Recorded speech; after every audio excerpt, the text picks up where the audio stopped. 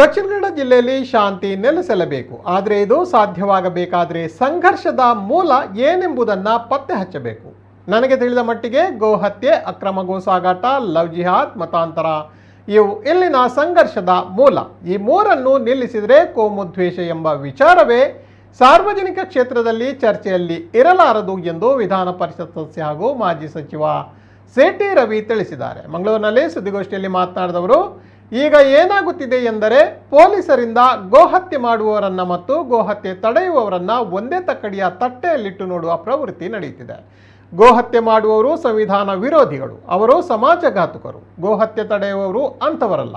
ಹಾಗಾಗಿ ಮೊದಲು ಗೋಹತ್ಯೆ, ಗೋಕಳ್ಳತನವನ್ನು ಮಟ್ಟ ಹಾಕಿ. ಲವ್ ಜಿಹಾದನ್ನು ಕೂಡ ತಡೆಯಿರಿ. ಅದು ಅಸಾಧ್ಯವಾದ ಕೆಲಸವೇನಲ್ಲ ಎಂದರು.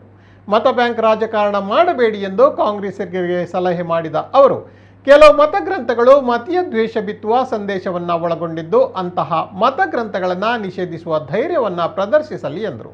ಮತಗ್ರಂಥ ಜಗತ್ತಿನಲ್ಲೇ ಭಯೋತ್ಪಾದನೆಗೆ ಕಾರಣವಾಗುತ್ತಿದೆ. ಈ ಬಗ್ಗೆ ವಿಮರ್ಶೆಯಾಗಿ ಚರ್ಚೆ ನಡೆಯಲಿ ಹಾಗೂ ಮಾನವೀಯತೆಗೆ ವಿರುದ್ಧವಾದ ಅಂಶಗಳಿದ್ದರೆ ಅದನ್ನು ತೆಗೆದುಹಾಕಲಿ ಎಂದರು.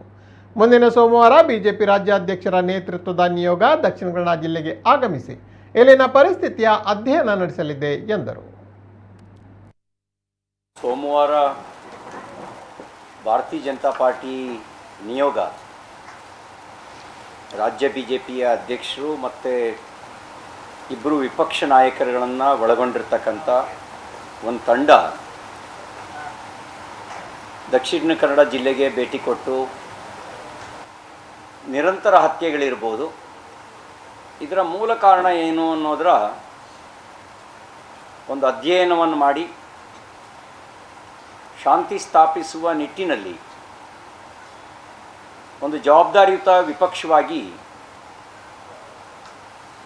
ತನ್ನದೇ ಆದಂಥ ಭೂಮಿಕೆಯನ್ನು ಭಾರತೀಯ ಜನತಾ ಪಾರ್ಟಿ ನಿರ್ವಹಿಸಬೇಕು ಅನ್ನೋ ಹಿನ್ನೆಲೆಯಲ್ಲಿ ಸೋಮವಾರ ತಂಡ ಜಿಲ್ಲೆಗೆ ಭೇಟಿ ಕೊಡ್ತಾ ಇದೆ. ಸಂಘರ್ಷದ ಮೂಲ ಏನು ಅಂತ ಪತ್ತೆ ಮಾಡಿ. ನಿಮಗೆ ಸದುದ್ದೇಶ ಇದ್ದರೆ ಸರ್ಕಾರಕ್ಕೆ ಸಂಘರ್ಷದ ಮೂಲ ಏನು? ನನಗೆ ತಿಳಿದು ಬಂದಿರೋ ಪ್ರಕಾರ ಸಂಘರ್ಷದ ಮೂಲ ಗೋಹತ್ಯೆ, ಗೋಕಳ್ಳತನ, ಅಕ್ರಮ ಗೋಸಾಗಾಟ. ಸಂಘರ್ಷದ ಮೂಲ ಲವ್ ಜಿಹಾದ್. ಲವ್ ಬೇರೆ, ಲವ್ ಜಿಹಾದ್ ಬೇರೆ. ಸಂಘಟಿತ ರೂಪದಲ್ಲಿ ಮತೀಯ ವಿಸ್ತರಣಾವಾದಕ್ಕೋಸ್ಕರನೇ ಅನ್ಯಮತೀಯರನ್ನ ಗುರಿಯಾಗಿಸಿಕೊಂಡು ಹೆಸರಿನಿಂದ ಹಿಡಿದು ಪರಿಚಯದವರೆಗೆ ಸುಳ್ಳನ್ನೇ ಪರಿಚಯಿಸಿಕೊಂಡು ಮೋಸ ಮಾಡುವಂಥ ಕೃತ್ಯ ಅದು ಲವ್ ಜಿಹಾದ್. ಮತಾಂತರ ಸಂಘರ್ಷದ ಮೂಲ. ಬಹುಶಃ ಇದನ್ನು ನಿಲ್ಲಿಸಿದರೆ ಕೋಮುದ್ವೇಷ ಅನ್ನೋಂಥ ವಿಚಾರವೇ ಸಾರ್ವಜನಿಕ ಕ್ಷೇತ್ರದಲ್ಲಿ ಚರ್ಚೆಯಲ್ಲಿ ಇರಲ್ಲ ಅಂತ ಅನಿಸುತ್ತೆ. ಗೋಹತ್ಯೆ ಮಟ್ಟ ಹಾಕಿ, ನಿಮಗೆ ಅಸಾಧ್ಯದ ಕೆಲಸ ಏನಲ್ಲ. ಗೋಕಳ್ಳತನವನ್ನು ತಡೀರಿ. ನಾನು ಕಾಂಗ್ರೆಸ್ನ ಮುಖಂಡರಿಗೆ, ನೀವು ಮತ ಬ್ಯಾಂಕ್ ರಾಜಕಾರಣ ಮಾಡಬೇಡಿ, ಅವ್ರಿಗೆ ಹೇಳಕ್ಕೆ ಬಯಸೋದು, ನೀವು ಮತ ಬ್ಯಾಂಕ್ ರಾಜಕಾರಣ ಮಾಡಬೇಡಿ. ನಿಜವಾಗ್ಲೂ ಶಾಂತಿ ನೆಲೆಸಬೇಕು ಅಂತ ನಿಮಗೆ ಸದುದ್ದೇಶ ಇದೆಯಾ?